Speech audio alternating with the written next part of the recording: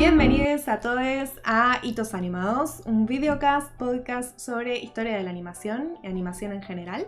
Nosotros somos Sofía Poggi, historiadora del arte, periodista, y mi amigo acá presente es Juan Francisco Páez, diseñador ¿Qué tal? multimedial, ¿Cómo estás, Sofía? animador, director técnico de animación. Bueno, hoy vamos a hablar, este es como el cierre. Hoy es domingo 26 de julio de 2020. Ustedes no sé cuándo nos estarán escuchando, pero estamos acá en Argentina, todavía en cuarentenades. Y hoy vamos a hacer el cierre de 3 capítulos que hablan un poco de la era dorada del cine de animación, de los cortos animados, sobre todo, de los 30, 40 y 50. Hablamos en el primer capítulo de los 30, en el segundo de los 40, y hoy cerramos esta trilogía, esta serie, esta época, esta era, con la década del 50. Un poquito vamos a hablar de qué estudios marcaron esta década, no solamente los que ya veníamos hablando, que son la Warner, que son Disney, que son la MGM, los Terrytoons y algunos más, sino que también vamos a hablar sobre todo de la UPA, que es un estudio que aparece un poco antes, pero gana popularidad en los 50. Y después, bueno, vamos a contar cómo fue el cierre de esta era y un poquito contar cómo siguió más adelante, sobre todo con el tema de la aparición de la televisión. Sí, como decías, la UPA realmente definió un poco lo que es la estética de esta década, porque van a tener mucha influencia en los otros estudios que van a trabajar en paralelo en los Estados Unidos.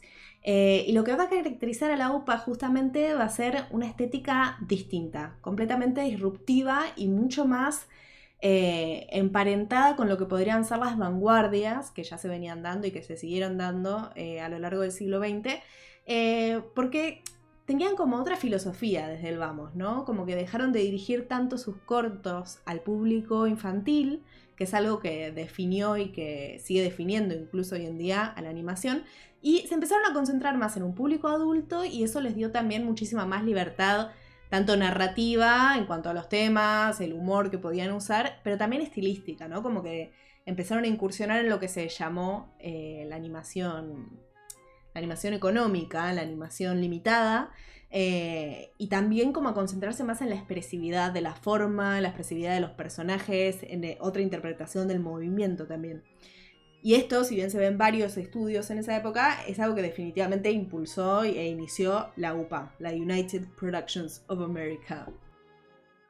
Sí, un poco el primero quien inventó la animación limitada, como vimos en el capítulo anterior, es Chuck Jones en ese corto Los Dover Sí. Brothers, y que repercutió mucho y que marcó, digamos, mucha de la gente de la UPA tomó eso como base para empezar a crear un tipo de animación nuevo, que un poco me parece que es mantener simple, digamos, keep it simple, como las cosas que expresen solamente lo que tenían que expresar, que sean más sintéticas, que sean que no sea tan, tal vez un poco a partir de los 50 se deja un poco lo más barroco, entre comillas, de la animación de los 40, súper cargado, súper producido, y se empieza a trabajar con una estética muchísimo más simple.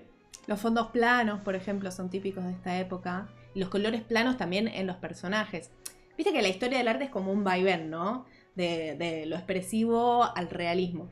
Y como habíamos visto que en los años 30 está como esa cuestión plástica y expresiva de los cuerpos, que después se transforma en algo mucho más realista, sobre todo con Disney a la delantera en los años 40, y acá de repente se vuelve a romper con eso, pero obviamente no se vuelve a lo de los 30, sino que se vuelve a otro tipo de expresividad y a otro tipo de plasticidad, que en este caso va por una cuestión así de fondos planos, colores, líneas fuertes, muy marcadas, que también se puede ver en otras artes visuales, ¿no? De la época, se ve mucho en el diseño. Nuestra colega Sí, María Lorenzo, por ejemplo, en los cortos de Animation Gossip de la UPA, la compara un poco con la Bauhaus, ¿no? claro, Por esta sí. cuestión de buscar en la abstracción la expresividad con muy pocos recursos, logrando algo distinto y disruptivo. Sí, un poco con esto de que el medio es el mensaje, Sí. digamos. Vos querés contar algo, contalo de la mejor manera y hace que el diseño y que la estética de tu corto sea hay una relación muy estrecha con lo que vos querés contar, digamos. Claro. Y entonces esa expresividad va muy de la mano con la historia y con lo que querían contar. Bueno, y por eso se convirtieron al final en lo contrario de lo que fue Disney, no solamente en términos estéticos, porque eran la antítesis, porque Disney seguía haciendo una animación que era súper realista, sino que también se convirtieron en la antítesis en cuanto a relaciones personales y físicas, porque estaban uno enfrente de la calle del otro, los dos estudios en un momento. Eran como... Sí, porque aparte tienen un origen Sí. común, ¿no? La UPA tiene un origen común. Muchos de los que fundan la UPA habían sido empleados de Disney. Claro, 3 animadores que habían estado en Disney fundan la UPA y después varios otros animadores que pasaron por la UPA eran ex de Disney, como el que hablamos muchísimo el capítulo pasado, que fue Art Babbitt, que se había repeleado con Disney, tuvieron encontronazos, terminó ahí. Después hubo otros que habían pasado por Disney, que eran Bill Melendez, por ejemplo, que trabajó en Disney, después trabajó en la Sí. Warner y después en el 48 se sumó a la UPA, así que en los 50 ya estaba ahí. Así que para hacer un poco de futurología, Bill Melendez es uno de los responsables de Sí. Charlie Brown.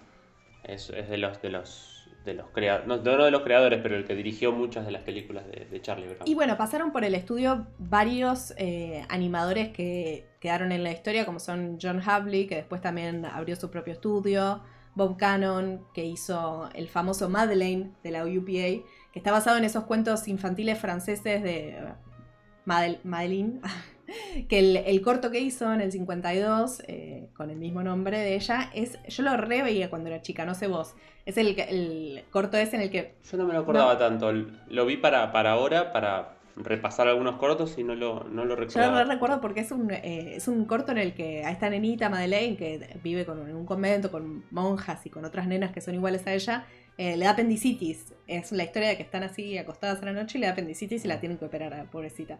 Y después le muestra la cicatriz a todas las amiguitas. Nada, y está muy bueno porque también con una estética súper disruptiva retoma en realidad la estética de las ilustraciones de Madeleine del cuento ese ilustrado. Así que tiene... como que se adapta, digamos, a ese estilo de ilustración, pero sin dejar de ser algo que era la UPA, que en realidad era algo muy ecléctico. Porque casi todos los cortos que hacen tienen estilos súper distintos. Claro, para mí también en los 50 empieza a hacer esto, los cortos animados tienen ese look más independiente. Vos no podés decir, bueno, este corto es de Disney, este corto es de la MGM, excepto algunos que mantienen una estética más tradicional, más clásica, sí. Pero cada corto tiene su propia estética.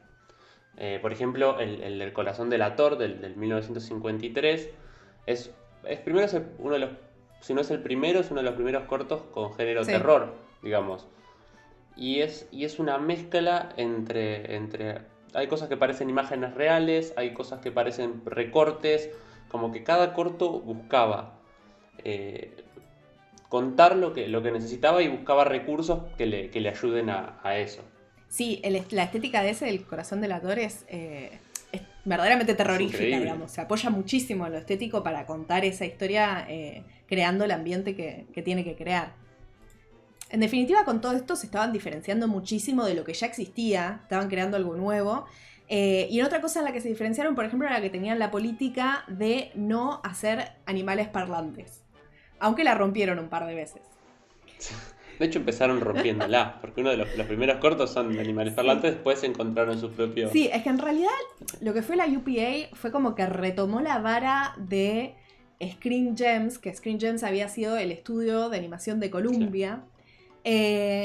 Entonces, cuando cierra Screen Gems en el 46, en el 48, que ya existía, digamos, la UPA, se asocia con Columbia para que Columbia la distribución. Porque no nos olvidemos que animar en cualquier contexto es carísimo, necesitas que te distribuyan bien, porque si no te distribuyen bien no haces la plata que tenés que hacer para poder seguir bancando esa maquinaria carísima de producir dibujos animados. Entonces, Screen Gems había creado una serie que se llamaba Fox and Crow, o sea, el zorro y el cuervo. Y si bien ellos tenían esa política de no hacer animalitos parlantes, bueno, tuvieron que decir que sí a eso y hicieron algunos episodios de esta serie Fox and Crow, porque, bueno, venía de las Screen Gems y lo hicieron. De hecho, uno de esos cortos, que se llama The Magic Fluke, que lo dirigió Hawley. Es un zorro, es uno de estos dos personajes que dirige una orquesta y vuelven a usar la Rapsodia húngara de la que hablábamos el capítulo pasado. Yo seguí encontrando cortos que usan ese tema, pero un montonazo. No sé, no hay miles, pero hay, no sé, 20 cortos que usan esa, ese tema, esa canción. Incluso se retoma posteriormente en Quién engañó a Roger Rabbit, en un montón en los Tiny Toons. Se retoma en animación mucho más contemporánea ya como un símbolo. Y uno de estos fue también la UPA. Claro. En el 40, bueno, es un poquito antes del 50, pero bueno, es ahí en el 49. Sí, era como, no sé, un lugar común al que caían todos, ¿no? En animar esa canción. Ahora ya está. Serían baratos los derechos. No tendría, por ahí no tenían que pagarle un canon, nada. Tal cual.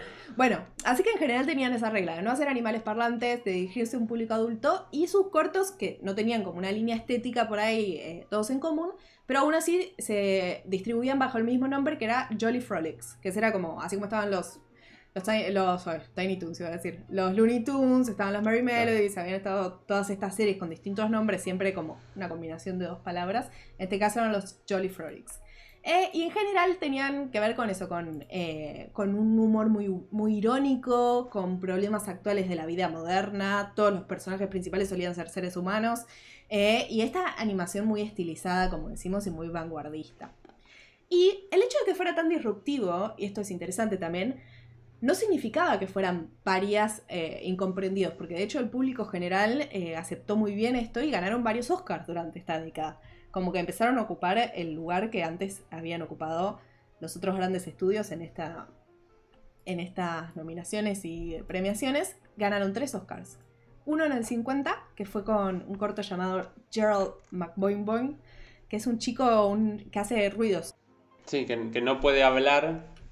Y entonces la única manera era como que tira sonidos de tren, de lo que fuera necesario y se comunica así. Después tuvieron otro, si bien tuvieron 15 nominaciones al Oscar durante esta década al mejor corto animado, también tuvieron otra victoria en el 54 con un corto de Mr. Magoo. Porque Mr. Magoo al final terminó siendo el personaje más popular y más duradero de lo que fue la UPA.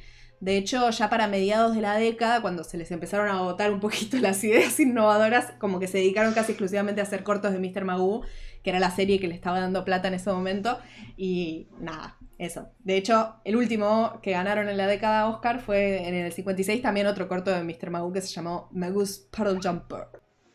No sé si, bueno, nuestros oyentes si se acuerdan de Mr. Magoo. Básicamente la premisa era un viejo ciego... Sí, que se metía en problemas por estar medio ciego y era medio mala onda.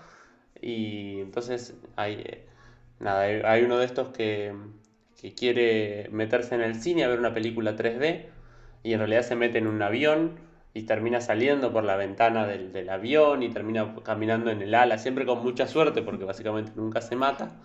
Pero ese era un poco el chiste de Mr. Magoo. Parece que estaba basado en una persona real, ¿viste? Lo creó John Hawley a este personaje, Mr. Magoo, y parece que tenía un tío en el que se inspiró para hacer Mr. Magoo, así que evidentemente debía ser un tío que estaba medio ciego y que no lo quería admitir, entonces le pasaban cosas graciosas. Y nada, fue la inspiración.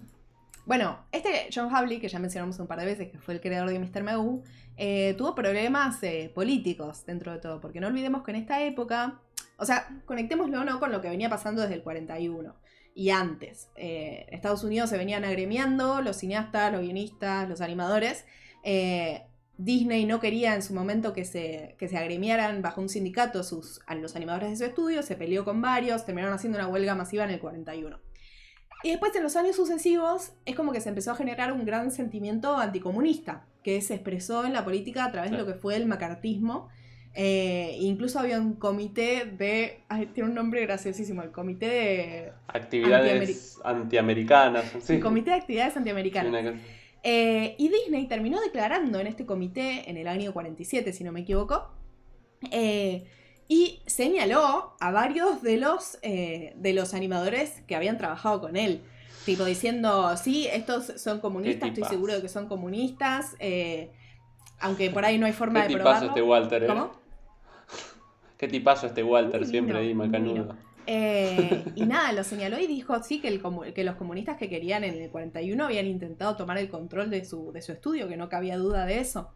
De hecho, les recomiendo, y se los voy a repetir cuando hablemos de recomendados, leer esa declaración que él dio ante este comité, porque es realmente interesante, digamos, sería la palabra.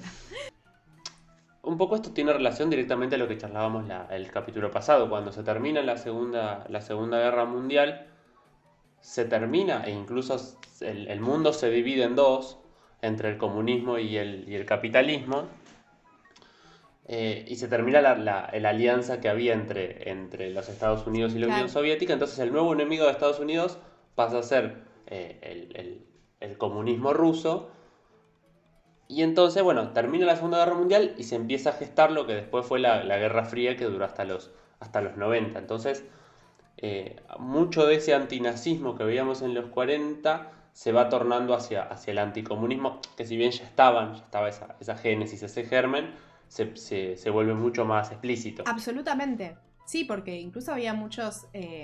no estaba tan mal visto ser parte del Partido Comunista antes de esta época.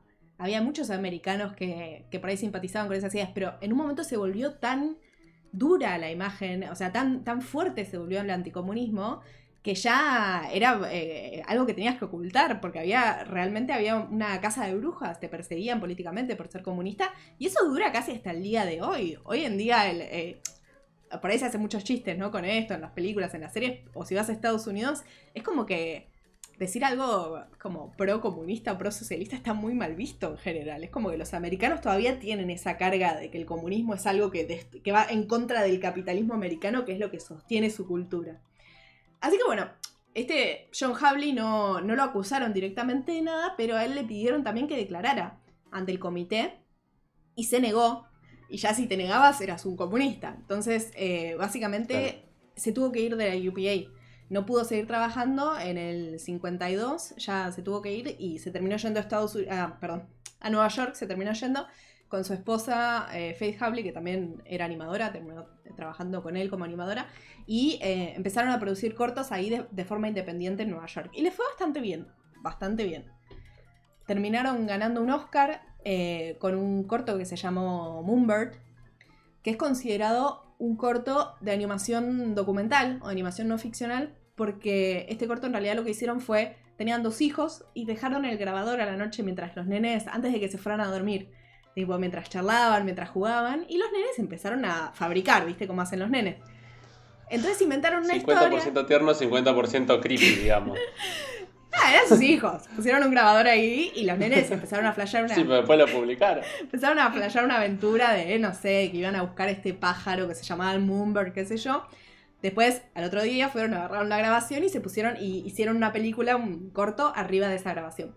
Así que se lo considera como no ficcional, si bien las imágenes obviamente son ficcionales, porque en realidad el diálogo es un juego real de los nenes.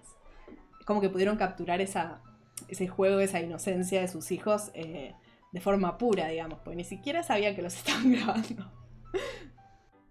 Bueno, otro de los cortos de la UPA muy conocidos, dirigido por John Havlicek, es Ruti Tut Tut, que es un musical en el que cuentan un juicio a que acusan a una mujer de haber asesinado a su esposo o a un pianista, chongo. no me acuerdo si era su esposo.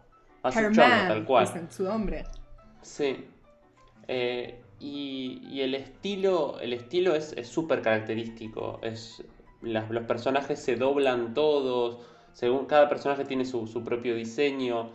La verdad que es un corto muy, muy, muy, muy lindo y muy único. Los colores. Digamos. Incluso para los de la UPA, incluso para los cortos de la UPA es un corto bastante disruptivo. Sí, digamos. los colores son una locura. Es como que por ahí el personaje tiene una forma, pero el color es un círculo que está como sobreimpreso arriba del personaje. Sí. No coincide con las líneas. Sí, pasa mucho eso de que los rellenos de los colores no coinciden con las líneas. Están como... se salen de la línea.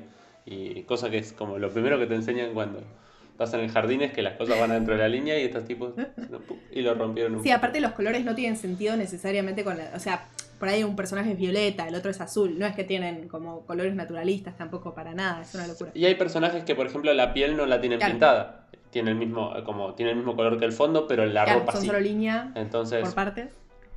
entonces es muy loco Ese eso. corto es graciosísimo además. Me causó mucha risa, me gustó mucho. Y me llamó la atención, por ejemplo, que cuando empieza, viste que se ven los créditos, como suele pasar, que tenían los créditos todavía al principio, estas cosas. Y hay una coreógrafa entre los créditos. Porque viste que hay como bailes, hay partes bailadas, la protagonista es como que baila como en puntas de ballet. Yo digo, coreógrafa, Sí. y cuando lo empiezo a ver digo, claro. Como me pidieron ahí asistencia a una coreógrafa para que les hiciera para que los asistiera con la parte de lo que es baile, ¿no? Ahí adentro. Sí, y un poco los cortos de esta época y los cortos de la UPA tienen dos cosas que me llamaron la atención. Tienen muchos voz en off. Y dentro de esa voz en off tienen muchos esta métrica medio de Dr. Sí. Seuss, que son con esas rimas. rimas cortas. Tiene un nombre esa métrica que la vamos a poner acá. Pero se usa muchísimo en estos cortos de esta época. Yo creo que Madeleine, por ejemplo, lo usa. Gerald McBoing lo usa.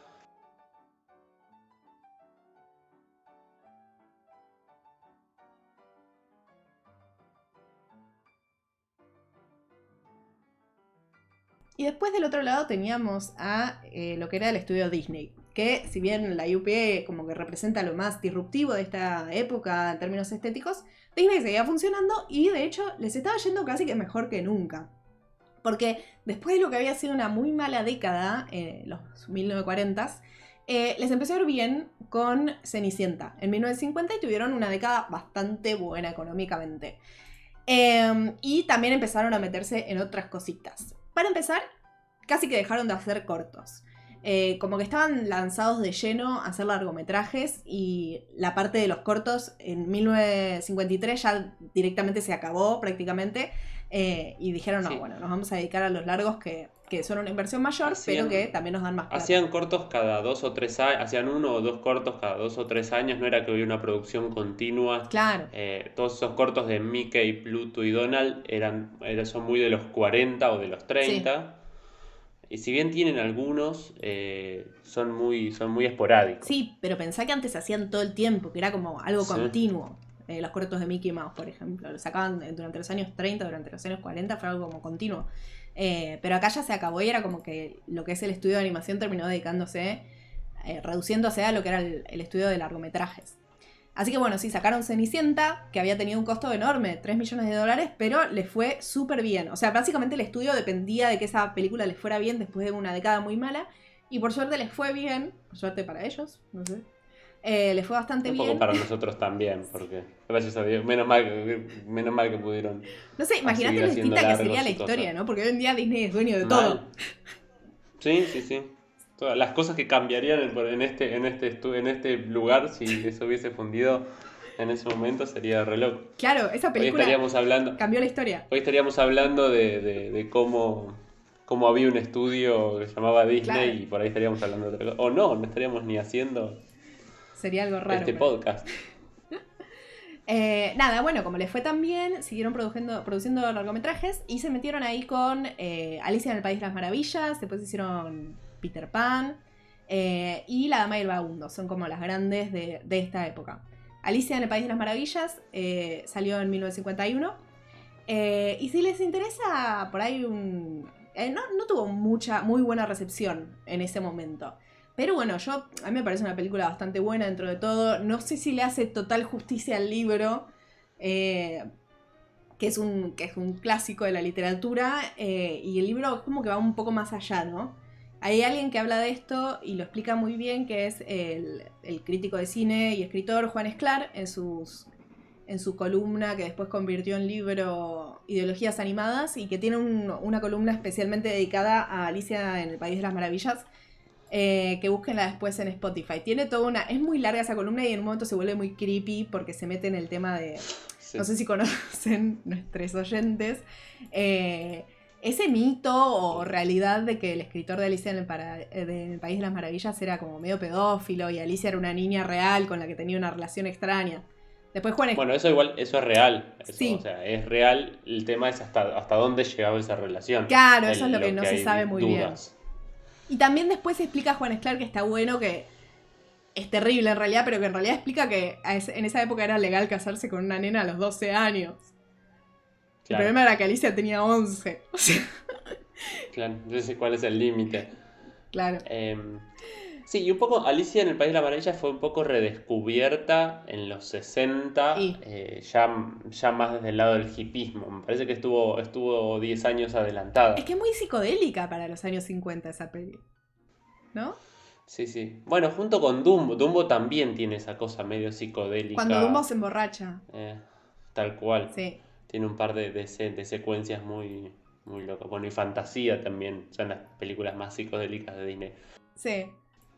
En el 55 también sale La Dama y el Vagabundo, que acá por ahí corta con un poco lo que venían haciendo de que los protagonistas eran seres humanos, con Cenicienta y con Alicia en el País de las Maravillas y Peter Pan.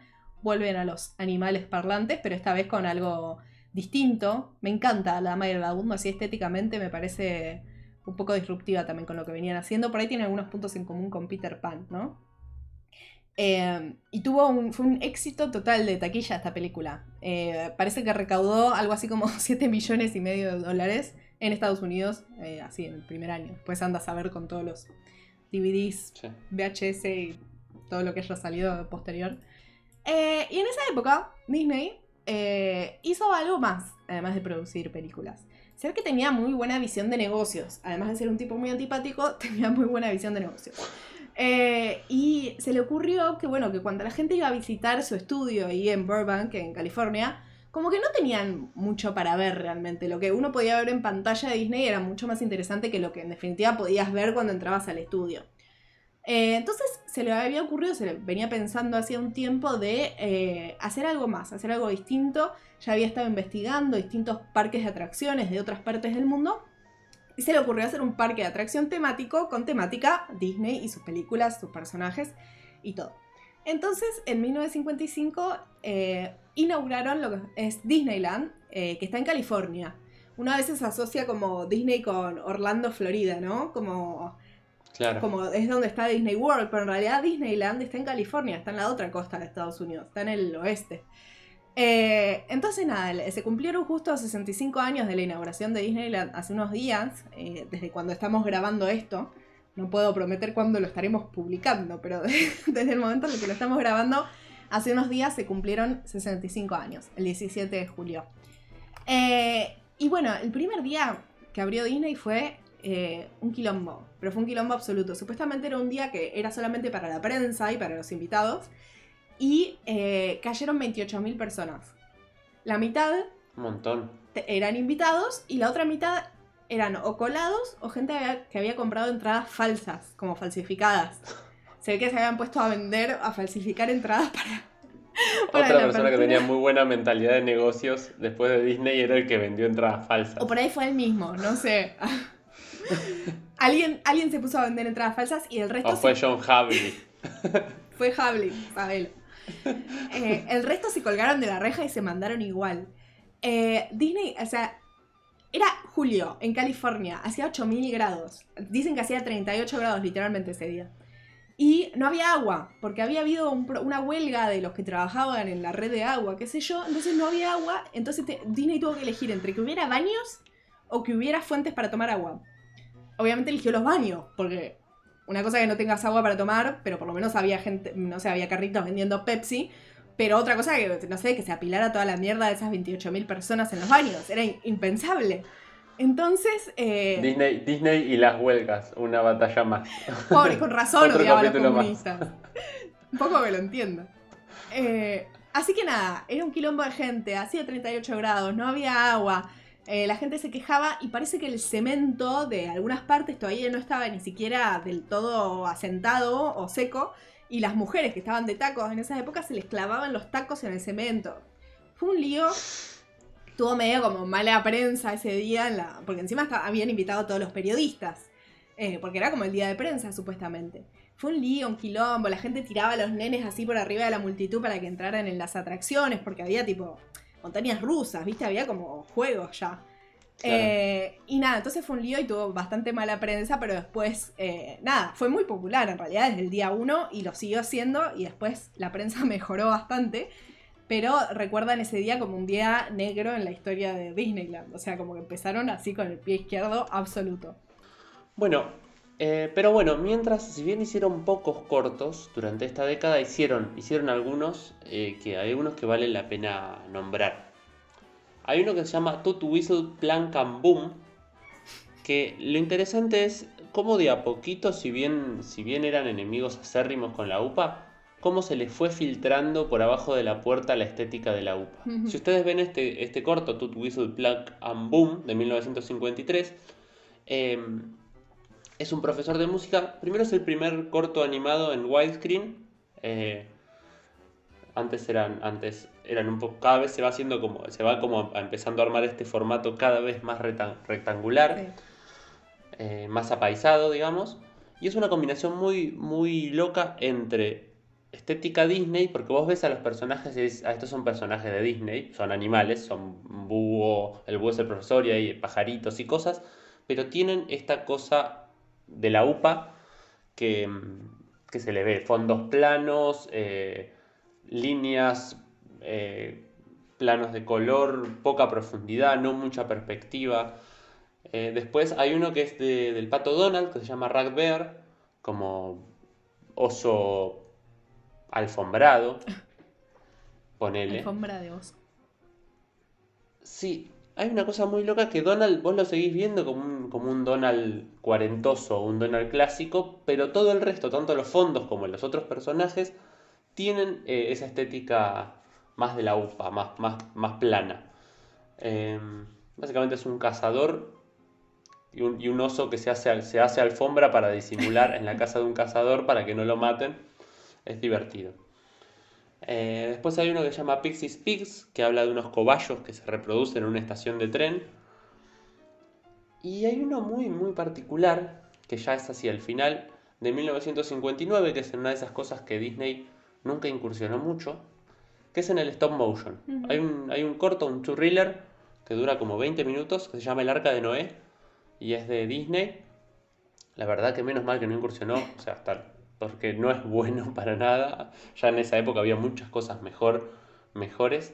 Eh, Hicieron este Arca de Noé que deja mucho que desear. Pero bueno, el único que ganó un Oscar de todos esos es Toot Whistle Plank and Boom, el del 1953, el del búho que enseña música. Pero bueno, estaban ahí haciendo muy pocas cosas y no tan buenas. Por ahí no le salió muy bien ese stop motion porque en ese año también estaban sacando La Bella Durmiente. Por ahí estaban distraídos con otras cosas. Sí. La Bella Durmiente les costó muchísimo. Se le dieron libertad creativa al director y le puso toda la onda. La verdad que es increíble. A mí me encanta el diseño de personajes, por ejemplo, de La Bella Durmiente. Ese pelo que tiene ella es divino, divino. Tienen pocas cosas tan lindas como esa, me parece. Pero fue la peli más cara que habían hecho hasta el momento. Se les fue un poco de la mano el presupuesto y gastaron como $6 millones en hacerla. Una locura. Y al final no llegaron a recaudar lo que había producido. Así que por primera vez en toda la década, desde el éxito de Cenicienta, que les venía yendo bien, y por primera vez en la década tuvieron pérdidas. Y así que tuvieron que despedir a un montón de gente, pobres. Siempre ahí con Bueno, conflicto, ¿no? la Bella Durmiente me parece que es la película más estéticamente más desarrollada de esa época. Sí, Que también se le filtra la UPA por la abajo de la puerta, porque se notan, esos fondos son fondos mucho más planos, sí. los personajes también son mucho más sintéticos. Un poco en esta época se empieza a trabajar mucho lo que es la curva y la recta muy marcadas. Tenés una curva, tenés una recta, como Sí. esa contraposición, ese contrapunto entre la curva y la recta. Acá se hace muy presente. Y los personajes parecen diseños de Vitró, ¿no? Parecen como cosas eh, unas formas muy definidas. Y los fondos son espectaculares. Tienen una combinación no tener mucha perspectiva, pero sí tener muchas capas. Medio medieval eso. Eh, muy medieval y con formas muy sintéticas. Los árboles son cuadrados. eh, Me parece que es lo más lindo que tiene estéticamente en esa época. Sí, súper interesante. Súper interesante. Bueno, y después hablamos un poco de la UPA, que marcó la época, y de Disney, ¿no? El gran gigante de los largometrajes ya en esta época, porque los cortos los dejaron definitivamente de lado. Pero después los otros dos grandes, que venían desde la década pasada, los grandes hacedores de cortos, que son la MGM y la Warner Brothers, seguían existiendo y seguían laburando bastante. Aunque en esta década vamos a ver lamentablemente el fin, digamos, de lo que sería la MGM, aunque sea. La Warner va a durar un poquito más. Porque, ¿qué pasa, no? Poniéndonos un poco en contexto, lo que va a pasar es que a mediados de los 50 empieza a popularizarse la televisión. Entonces, al popularizarse la televisión, estuvieron los que fueron rápidos y se pusieron a hacer animación para televisión, que incluso la UPA hizo algo de algunos cortos para televisión, una serie de Gerald McBoing, y los que venían como dedicándose exclusivamente al cine y no pudieron, digamos, no pudieron agarrar la mano, no pudieron... Claro, los que no pudieron pegar ese volantazo se quedaron afuera y se terminó cayendo rápidamente ese formato. Es como pasa con todas las tecnologías mediáticas en algún punto, ¿viste? Uno piensa que el VHS va a durar para siempre y de repente, ¡boom!, hace así y sale el DVD, después nace internet y el DVD deja de existir de un día para el otro. Y hay cosas que perduran básicamente por siempre, que es el cine, así como formato, pero de repente esta forma de cine, que era la forma de los cortos, dejó de existir. Y nada más sobrevivieron los largos. Y en esta época en la que surgió la televisión, el corto prácticamente dejó de existir como formato. O sea, prácticamente sobrevivió un poco más en la animación como formato televisivo. Y después siguió siendo como algo que hacen los estudiantes de cine. Y los cineastas así como obra artística, pero no como algo que se vende. Sí, también me parece que esto no solamente es una decisión estética, esto de hacer los cortos más baratos y más sintéticos, sino que también tiene que ver con los medios de producción y las formas de producir. Tenés que producir más barato porque ya no rinde. Entonces, toda esta cosa de que los cortos animados parecen más independientes, o tienen esa cosa más, es que son realmente más independientes, entonces tienen estas características. Y otra cosa que pasó, me parece muy interesante, es que cambia la legislación en Estados Unidos y antes vos pagabas un boleto y veías lo que eran los continuados. Veías un noticiero, veías un corto de clase B, un largo, un corto animado, como por ahí estabas 4 o 5 horas y a la gente del cine lo que le convenía en ese sentido es que vos estés mucho tiempo y que consumas otras cosas. No, y los contratos de distribución venían así también en paquete. Claro. Y en esa época, bueno, un poco antes, ¿no? Pero esto también, la parte de... Hay un capítulo muy bueno en un libro que estoy leyendo, que es el libro de Fito Mendoza Paz, que habla de la importancia del pochoclo, cómo el pochoclo salva al cine. Es súper interesante. Es un poquito anterior. No me cabe duda, pero a ver, explícame por qué. Es así, esto viene de antes. Pero es cuando el cine se vuelve sonoro, lo que tiene de bueno es que mucha gente puede acceder al cine, porque antes tenías que saber leer para poder entender los diálogos. Entonces, lo que hacen es, como mucha gente puede empezar a ir al cine, bajan la entrada, pero ponen los pochoclos para que la gente consuma. Entonces, como que se equilibra y el cine deja de ser algo aristocrático para ser algo popular. Eso viene después de la Gran Depresión, entonces tenían que acomodar y hacer que más gente vaya al cine, entonces se acomoda también de esta época. Bueno, un poquito esos cambios de cultura y esos cambios legales hacen que los cortos dejen de ser rentables. Entonces esto es un poquito, estamos asistiendo en esta década de los 50 a la decadencia, si bien no muerte, pero sí decadencia de los cortos animados. Claro, sí, absolutamente. Y bueno, como decíamos, teníamos estos grandes estudios que eran la MGM y la Warner, que aún con toda la estructura que tenían no pudieron, sí, se sobrepusieron, en el sentido que no son empresas que hayan muerto, siguieron haciendo películas, siguieron haciendo otras cosas, pero no se sobrepuso el equipo de cortos de animación, digamos, básicamente. Sí, y con la aparición de la televisión lo que se dieron cuenta es que los cortos ya los tenían. Claro. Entonces a los animadores, a los directores, a los entitadores, a todos, no tenían que pagarles más. Ya está, los podían echar y empezar a vender esos cortos animados para la televisión y ganar plata otra vez. Así que eso también fue La Warner se aguantó 10 añitos más igual. La que no llegó tanto. Claro, es que en realidad, por ejemplo, la MGM no es que nos quedamos sin plata, decidimos no podemos seguir bancando esto. En realidad lo que pasó fue al revés.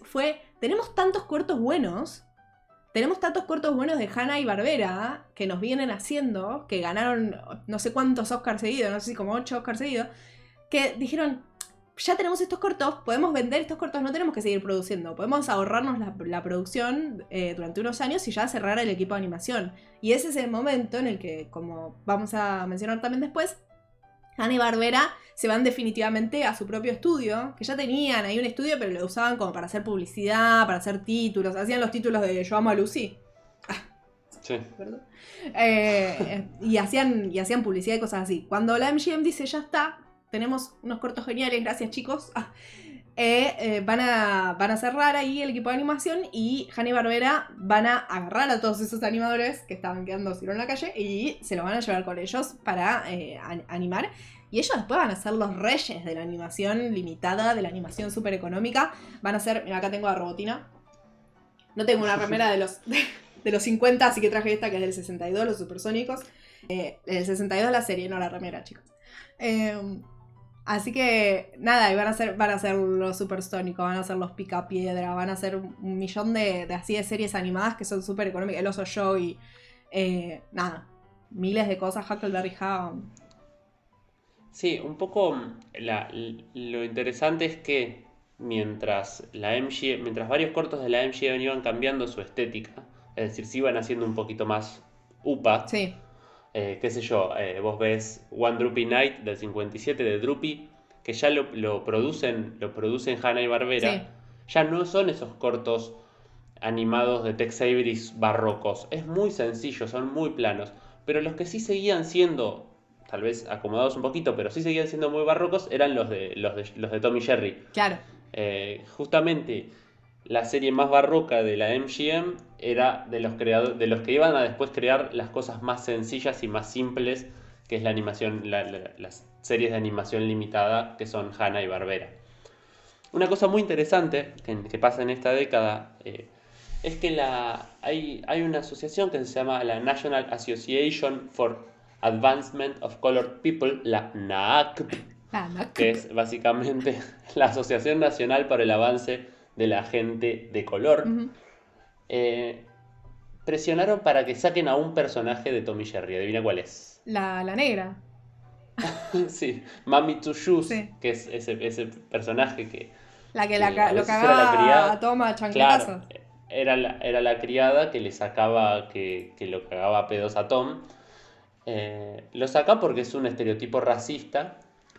Y en el 50 desaparece. Y Re bien, re Tom y avanzado Jerry ya para el 50, ¿no? re avanzado, sí. La verdad que sí, pero también igual era muy burdo ese personaje. Sí, pero pensá que Estados Unidos estaba al horno en ese sentido. Hasta el 68 no van a tener todas esas movidas masivas de gente negra, Martin Luther King, Malcolm X, todo eso pasó en finales de los 60. Es como ayer, ¿entendés? Es como que eran los 50 y ya estaban en el re futuro en Estados Unidos. Tenían una sociedad de la puta madre, el capitalismo hiperdesarrollado, una máquina industrial de cine, de cultura, de todo. Y todavía tenían unos problemas raciales que hoy en día todavía los tienen, imagínate. Pero re avanzado me parece que en esa época le hayan podido decir a Tom y Jerry, queremos que saquen este personaje. Pero lo loco es que entonces Hanna-Barbera los mudan a Tom y Jerry, los sacan de esa casa y los llevan a otra casa mucho más de los 50. Uh-huh. Vive una pareja, papá, mamá, rubios menemistas con plata, y pasan de estar en una casa con una criada a estar en una casa más ayornada. Sí, más después moderno, también hay muchos de Tom y Jerry que están en Francia. Uh-huh. Aparece un poquito antes, pero también están los del ratoncito Nibbles, sí, que se emborracha siempre y que es muy tierno. Y después, hay uno muy, muy particular que se llama Johan Ratón, en el que viven en la casa de Strauss, y Jerry no puede parar de bailar con el vals. pero entonces Strauss se va de vacaciones y Tom tiene que aprender a tocar el piano para poder atraparlo. Claro. Lo loco es que ya 5 años atrás con The Cat Concerto Tom ya sabía tocar el piano, no sé por qué tiene que volver a aprender a tocar el piano, pero... No funciona así los Las cosas dibujitos, locas Fran. que pasan. No, evidentemente no, pero no hacía falta que hacer que aprenda a tocar, si ya lo sabía tocar. Pero bueno, ahí un poco se ve las distintas las distintas estéticas que se manejaban solapadamente entre personajes de la MGM. Pero bueno, en el 58 cierran las puertas y se arrepienten bastante rápido los de la MGM porque un año después dicen, bueno, queremos volver a hacer a Tom y Jerry. En el 59 o en el 60 dicen, bueno, queremos volver a hacer a Tom y Jerry. Y primero los van a mandar a hacer a República Checa, a Praga, que son muy característicos de la época. Hay un momento en el que cambian y son feos. Ahí esos probablemente sean los de República Checa.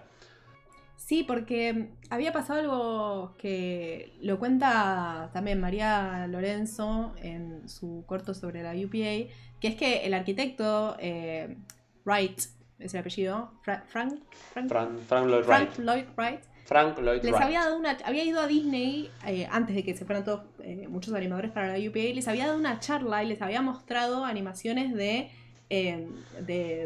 toda esa zona soviética, Europa del Este. Les había mostrado varias animaciones en las que la estética, digamos, era súper disruptiva en comparación con lo que estaban haciendo en Disney. Se ve que, no sé, no le gustaba tanto lo que estaban haciendo, quería mostrarles como distintas formas de animar, de distintas formas en las que se estaban haciendo la animación, y eso influyó mucho a los animadores de la UPA. Después de que los hace de Europa Oriental, vuelven a Estados Unidos y los termina haciendo Chuck Jones. O sea, vuelve para acá y los termina haciendo Chuck Jones, los cortos, que también no logran nunca tener. Son un poco mejores que los de Europa Oriental, claramente.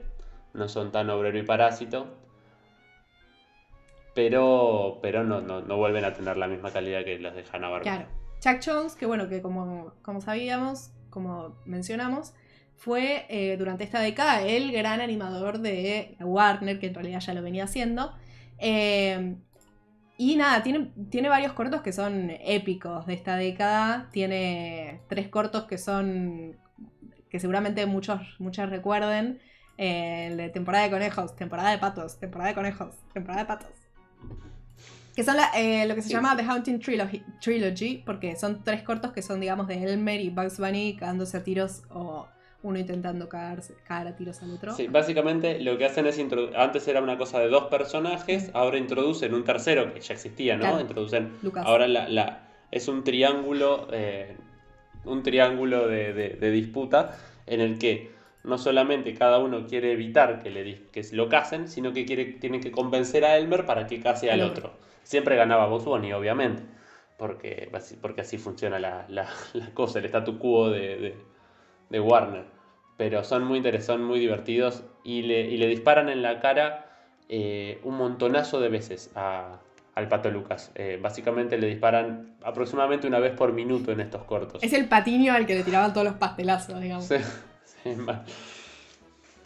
También tuvo otros cortos épicos en esta época, Chuck Jones, que fueron El Conejo de Sevilla, Duck Duck Dodgers. Duck Amack es una locura.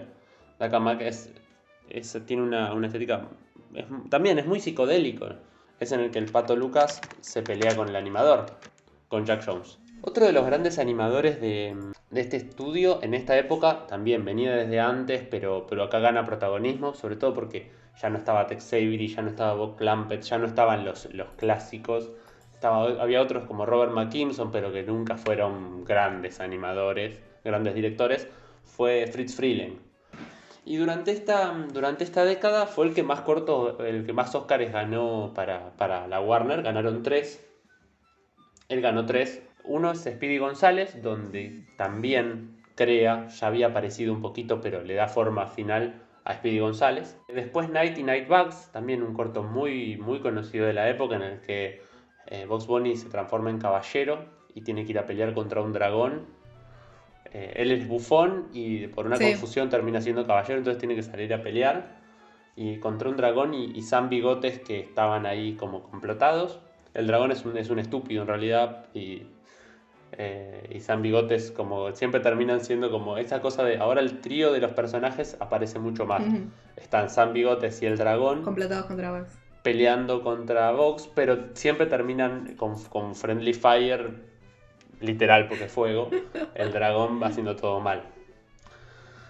Y después Bert's Anonymous, que también está muy bueno, es uno de Silvestre, en el que Silvestre entra en un grupo de alcohólicos anónimos, pero de pájaros. O sea, como deja de querer perseguir a Tweety y se vuelve, como reconoce su adicción y trata de pelear contra ella. La verdad que están muy buenos y me parece que en esta década los dos grandes fuertes de son, bueno, siguen siendo Chuck Jones, que es el genio de Warner, pero Friz Freleng gana una gran popularidad. Y después ya lo vamos a retomar a Friz Freleng porque tiene mucha más historia para contar. Y bueno, durante esta época también había otros estudios que seguían. Alguno que mencionamos la vez pasada fue el Territoons, que si no lo recuerden que es el Marolio de los estudios de animación de la época, porque hacía los dibujitos animados más chotos de todo el país. Más barato, que igual en esta época venía bien, porque ellos ya estaban entrenados en hacer cortos baratos. Eran vanguardistas, habían visto que había que ahorrar desde el día 1 y lo hacían con 2 mangos antes que nadie. Nada, siguieron, ahí la Fox tenía los derechos de distribución y siguió lanzando algunos de los cortos viejos. Encima de eso reciclaban, te pasaban los cortos viejos 10.000 veces. Y bueno, en el 56, en esta década, se retira el que era el fundador del estudio, que era Paul Terry, que era muy consciente de los chotos que eran sus dibujitos animados. Pero Fox sigue distribuyendo y siguen produciendo algunos. Y en el 57, el año siguiente de que se retira el fundador, lo que hace CBS es poner Territoons en manos de el que había sido un animador importante de la UPA, que era Gene Deitch. Deitch se escribe. Sí, bueno, Gene Deitch, animador estadounidense, pero que al final de los 50, después de que termina Territoons, se va a Praga y reside ahí hasta este año, que murió el 16 de abril de 2020. Él trabajó mucho para Rembrandt Films, que son los mismos que hicieron los cortos de Tom y Jerry, claro, que estábamos hablando hace un rato, y es un animador, un personaje de la animación súper importante durante toda esa segunda mitad del siglo XX. Claro. Sí, en este paso breve que hizo por Territoons, pobre, tuvo que hacer con 2 pesos, lo que antes por ahí decía con un poquito más de presupuesto en la UPA. De hecho eran tan berretas los cortos de Territoons que tuvieron una sola nominación al Oscar en los años 50, que fue un corto que se llamó Sydney's Family Tree en 1958, pero no ganaron. Así que... es lindo ese corto, es sobre un elefante que lo adopta una familia de monos, también muy sintético, muy lindo. Sí. Bueno, otro estudio muy, muy importante que veíamos, el estudio Walter Lantz, que es el creador del Pájaro Loco y otros más, también, la verdad que pasó sin pena ni gloria como venía haciéndolo, pero hay un corto muy particular que se llama Crazy Mixed Up Pup, como el cachorro locamente mezclado. Mis traducciones son terribles. Yo podría traducir nombres de películas. El cachorro más mezclado malamente, del mundo. locamente mezclado, el cachorro perro. Ese loco cachorro. Fue dirigida por alguien que también venimos nombrando y que fue paseando por todos los estudios habidos y por haber, que es nuestro queridísimo Tex Avery. La verdad que es un corto muy lindo, no puede ser de otra manera porque lo hizo Tex Avery, y básicamente son un perro y su dueño que son atropellados por un camión, auto o algo así, y la ambulancia les mezcla los sueros, entonces el perro se convierte en cachorro, en persona, y la persona en perro. Y así nació Freaky Friday. Toda la serie de películas de gente que intercambia el cerebro. Mi papá se volvió un perro. Un perro en Nueva York. Ey, hasta Wallace y Gromit y la maldición de los vegetales, ¿o no? Mal, tal cual. Porque a Wallace le intercambian el cerebro con el conejito. Sí. Bueno, y después el tercer estudio de los más chotos que estamos mencionando en esta parte de estudios chotos es Famous Studios. Que Famous Studios era como el que había retomado lo que había hecho Fleischer, porque Fleischer, si bien recuerdan, era el estudio que hacía los cortos que después distribuía la Paramount. Después agarró la posta Famous Studios haciendo cortos para la Paramount y siguieron haciendo los cortos que habían empezado haciendo los Fleischer, que eran Popeye, que eran Superman. Después hicieron La Pequeña Lulú y tenían también Casper, el fantasma amistoso. Entre Gasparín. otros, ¿no? Después incluso La Pequeña Lulú lo dejaron de hacer porque no querían pagar más derechos por el personaje, entonces inventaron otro que se llamaba igual, que se llamaba Little Audrey, o sea que era prácticamente lo mismo. Pero Fleischer Studios lo que había inventado también era algo que se llamaban las screen songs, que eran como canciones, eran cortos musicales, digamos, donde pasaba una canción, estaba la letra abajo y había una pelotita que pasaba arriba de las letras, ¿no? Es algo que conocemos. El famoso Canta Conmigo de los 90. Yo me alquilaba los Canta Conmigo en VHS, en Blockbuster, porque no me alquilaba películas de verdad, ¿no?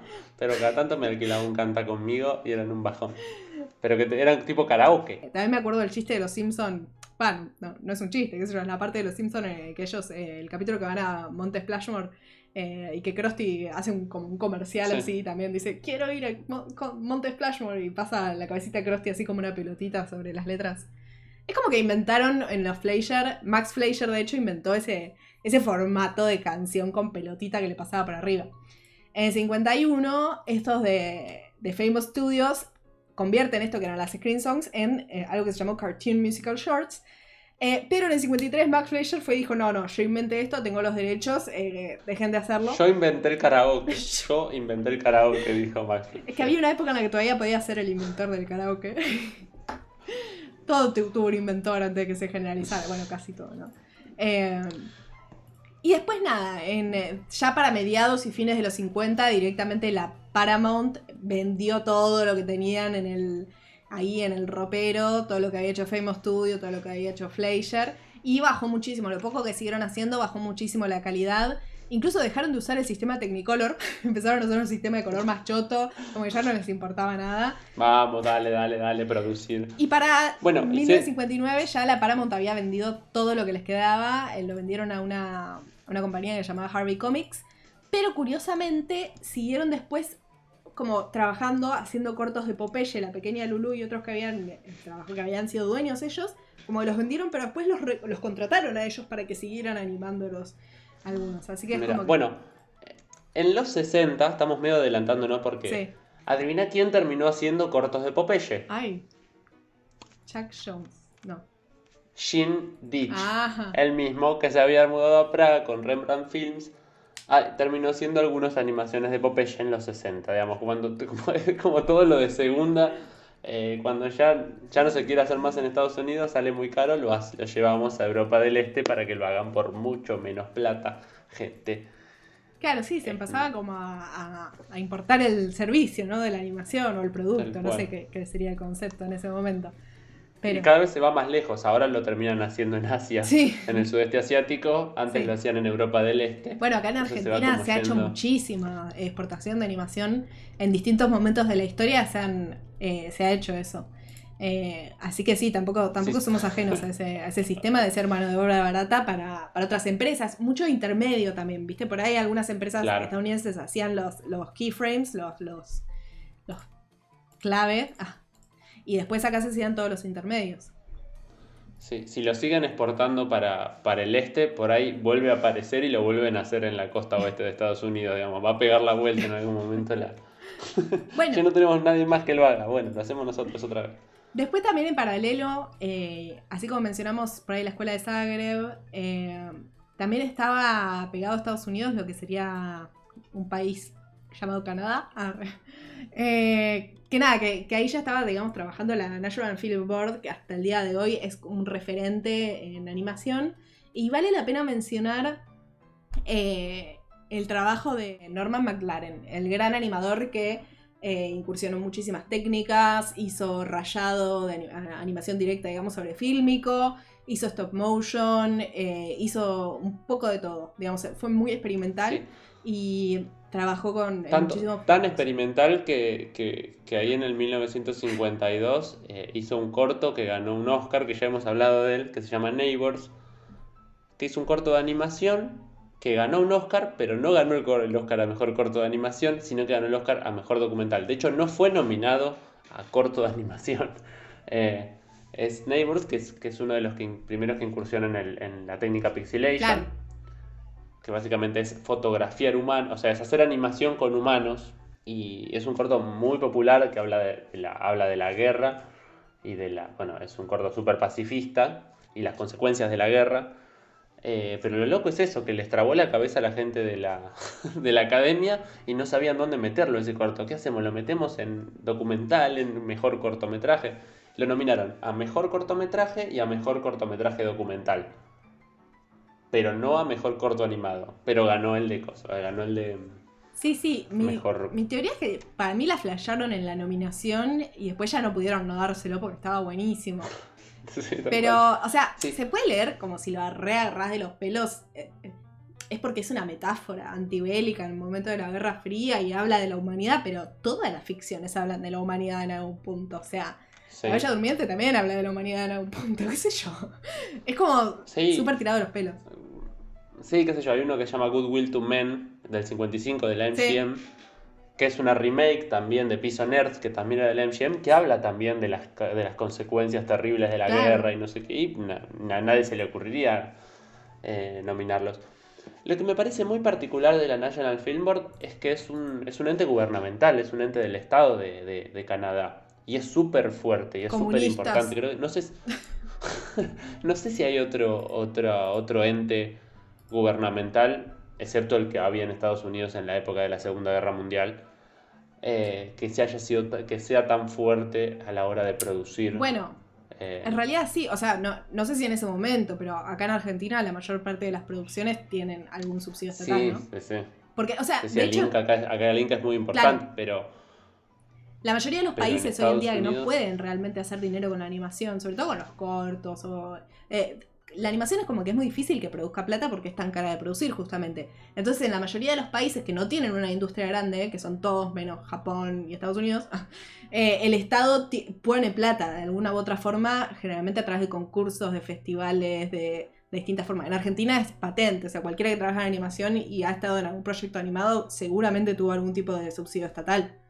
Pero bueno, más allá de que hay muchos países que tienen una banca estatal fuerte, el caso de Canadá, el National Film Board, Sí. es único en el mundo porque produce, tiene mucho éxito internacional, tiene mucho éxito, no sé si por la cercanía a Estados Unidos, pero Sí. tiene mucho éxito en Estados Unidos y son el país que fuera de Estados Unidos ha ganado más Óscares en cortos animados. Pero no Y creo todos que, producidos por la National pero no creo que Film hagan Board. mucha plata con eso, ¿eh?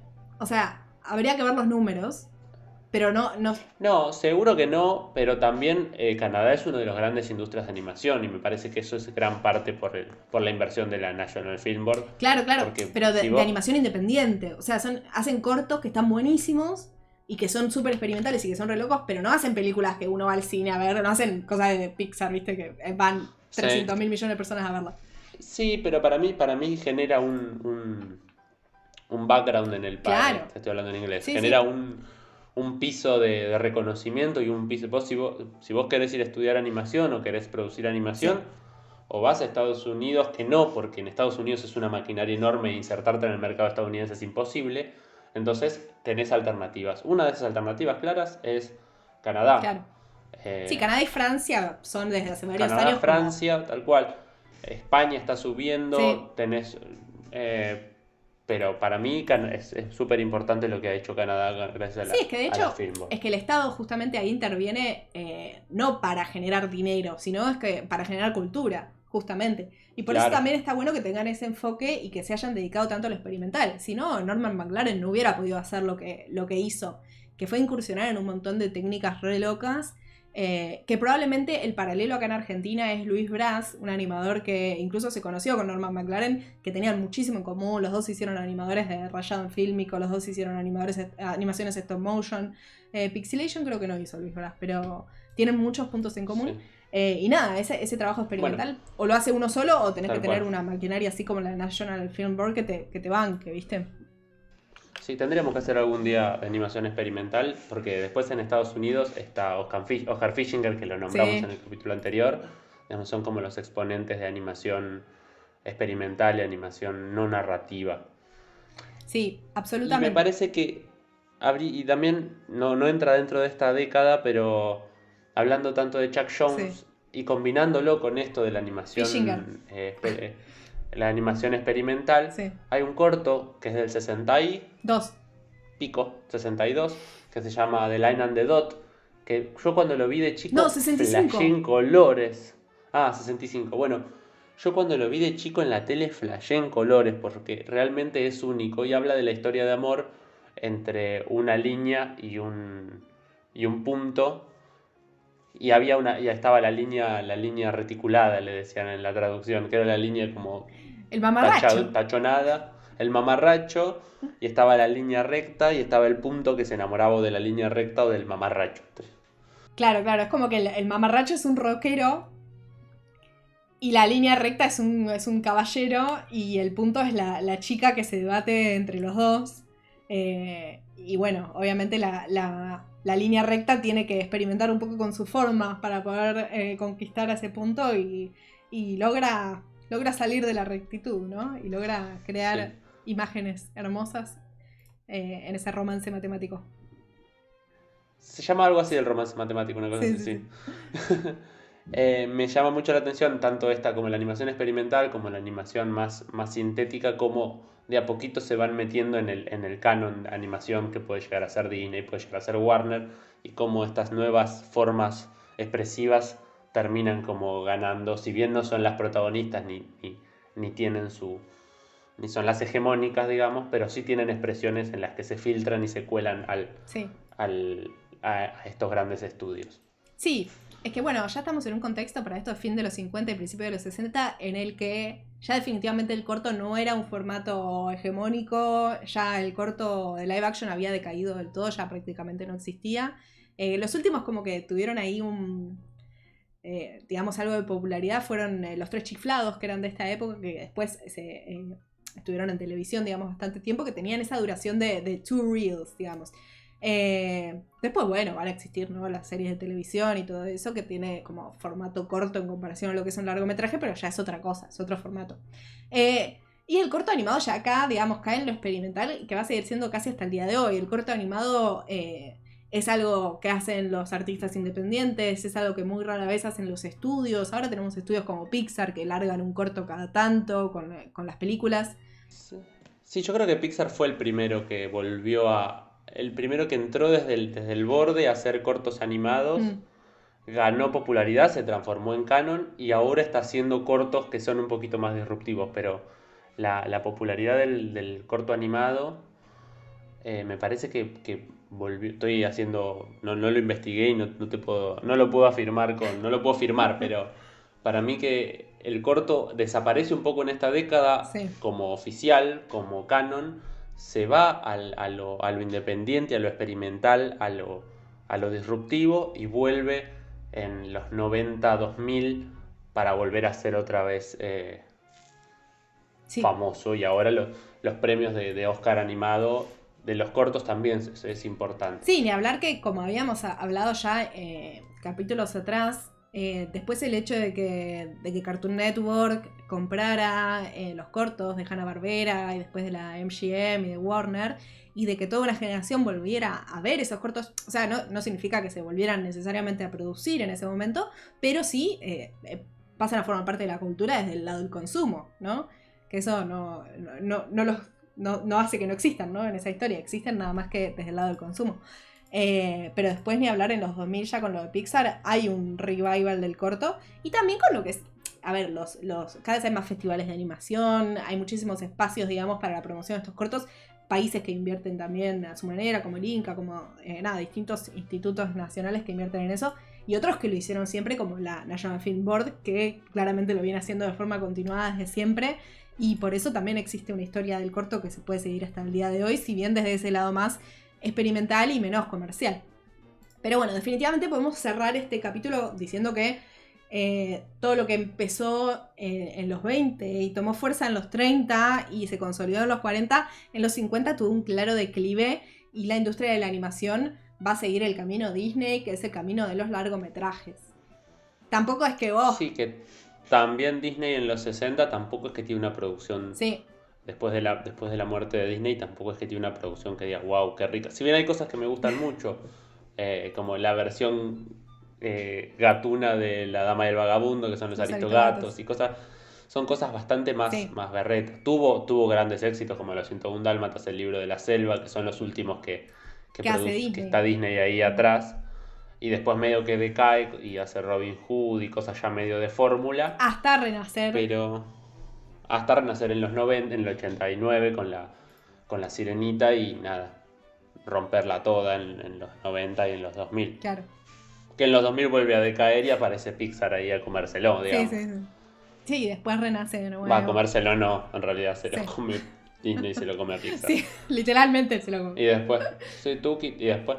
Y ahora yo lo que pensaba es esto, digamos, hablábamos de Scream Gems, no, de la Fox, de los Terry Toons. No, Fox que son de la Famous Fox. Studio. Ah, no, sí, Territoon. Tienes razón. Los Terry Toons, que son de la Fox. Ahora si uno piensa, la Fox ahora es de Disney. Claro. Entonces, como es tan grande Disney ahora que es inabarcable. Como uno piensa todas las cosas que son de Disney y no lo podés creer. Compró uno de los grandes estudios de cine de principio de siglo. Digamos, teníamos la Paramount, Universal, la Warner y la Fox. Y me estoy olvidando alguno. La RKO que murió, que no se adaptó bien al cambio de los 50, 60. Claro. Y un estudio que era chiquitito se terminó comprando una productora de cine. Es único. Qué eso. loco porque, como decíamos, de repente si hubiera fallado una película... Igual, no, mentira, porque podría haber fallado Cenicienta en los 50 y es verdad, cambiaba la historia. Pero hay algo que ya dijimos que en esta década Disney hizo muy bien, que fue diversificar. Abrir Disneyland en el 55 también cambió la historia, porque ahí se aseguró un ingreso continuado. Desde ese día que cayeron 28.000 personas hasta el día de hoy que sigue existiendo Disneyland en California, y después abrieron Disney World, y después abrieron otras atracciones. Disneyland París, no le gusta a nadie, pero está ahí. ¿Aló? ¿Que la tierra de Tommy Daly ya está marchando? Bueno, vamos a las recomendaciones. Como ya dijimos, y no nos cansamos de recomendar, vean Animation Gossip de María Lorenzo, que está en Vimeo, porque tiene un episodio de la UPA. También está el episodio de Disney, también hay varios, digamos, hay de la Warner, de Tex Avery, y etcétera. Pero bueno, en este caso el de la UPA es clave para entender este estudio de animación que marcó la época y que después decayó y desapareció. Sí. También otro, si quieren, el de la animación se vuelve televisiva, que cuenta un poco desde ahora que dejamos nosotros hasta más adelante, claro, que habla sobre todo Hanna-Barbera, digamos. Sí. Después, como les recomendaba hace un rato, si les interesa el tema del macartismo, de esto del comunismo y Disney, como veníamos hablando, lean, están en inglés, pero también deben estar traducidas al español, las declaraciones de Disney ante el Comité de Actividades Antiamericanas. Después les pegamos el link en la descripción para que lo vean, pero no tiene desperdicio porque realmente te permite ver cómo era el espíritu de persecución política de la época. Tremendo. Y si les interesa también ese tema, les recomiendo una peli que está muy buena, que no tiene que ver con animación, pero sí tiene que ver con el mundo de los medios y de la televisión, que es una peli dirigida por George Clooney que se llama Good Night and Good Luck, que es justamente sobre la persecución. No la vi, pero... Está buenísima. Es blanco y negro y dirigida por George Clooney, que es buenísimo como director también, además de ser un hermoso actor, que es sobre un periodista, es un caso real de un periodista que se llamaba Edward Murrow, que también lo acusaron de comunista y tuvo que enfrentarse, se enfrentaba a él, digamos, mediáticamente en su programa contra el senador McCarthy, que fue el que empezó toda esta persecución y el que la llevó adelante, ¿no? Bien, bueno, otra recomendación que también estuvimos hablando un poco, que son estas recomendaciones que venimos haciendo porque la verdad que son increíbles, es la columna de Juan Esclar sobre Alicia en el País de las Maravillas, y también el libro de Juan Esclar, que se llama Ideologías Animadas. La columna la pueden encontrar en Spotify como un pequeño podcast. La verdad que está súper interesante. Escuchen esa y todas las columnas de él porque son increíbles. Después, siguiendo un poquito con la historia de Disney, en los años siguientes, en los 60, hay una peli que... No hay como una peli biográfica de Disney, pero esta peli se le acerca bastante, que se llama Saving Mr. Banks, o en español la tradujeron como la traduciría Fran, que es El sueño de Walt. El Walter más loco del mundo. Un Walter suelto en California. Mi papá es un Walter. Cuidado, mi Walter se volvió loco. Querida, encogí a Walter. Bueno. En fin, esta peli se trata sobre que está Tom Hanks, está Emma Thompson. Es sobre la escritora de Mary Poppins, que después Disney adaptaría, ¿no? Y haría la película de Mary Poppins, pero parece que Walt Disney le tuvo que ahí pelear un poquito la historia. Se ve Disneyland, charlan. Se ve a Disney que fuma mucho porque él después se va a morir de cáncer de pulmón. Está muy azucarado, me parece, igual esa peli. Yo no me lo imagino tan simpático a Walt Disney. Es No. Tom Hanks. Claro, no puede ser de Tom Hanks. Walt Disney no puede ser de Tom Hanks. Bien, la última recomendación es un libro que me fue acompañando durante todos estos capítulos, que se llama Eso es todo, amigos, el universo animado warneriano, que es como una pequeña enciclopedia que cuenta un poquito sobre la historia de la Warner, sobre sus protagonistas humanos y dibujados. La verdad que es súper interesante y está bastante completo. Tiene formato enciclopedia o manual, así que no es un libro para leer así tipo de principio a fin. Está bueno para hacer así un salteadito. Tiene muy buenas imágenes, está muy bien editado. La edición es Diablo Ediciones, súper recomendada. Bueno, eso es todo. Muchas gracias por escucharnos, no solo este capítulo, sino los dos anteriores, que forman como esta especie de trilogía sobre la animación en la era dorada de los Estados Unidos. Esperamos que nos escuchen en el próximo episodio. ¿De qué se va a tratar el próximo episodio, Fran? Ya tenemos varios episodios pensados y ya empezamos a producirlos. El próximo va a ser sobre dinosaurios y la animación. Después tenemos pensado uno sobre comida y animación. Y tenemos bastantes más. Sobre historietas y animación. Después de tanto estudio con estos capítulos que nos requirió mucha producción, vamos a hacer como unos capítulos más relajados y más, no digo divertidos porque estos fueron súper divertidos, pero más relajados, menos puntillosos. Menos históricos y más de decir boludeces sobre dinosaurios. Tal cual. Sí. Tal cual. Igual seguro que decimos esto y al final terminamos haciendo una historia del dinosaurio. Una línea del tiempo, sí. En la era cretácica, Walt Disney.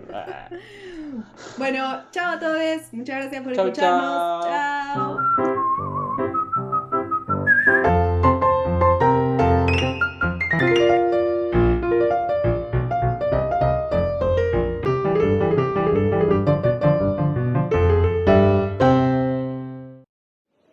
¿Por qué se resisten, ah?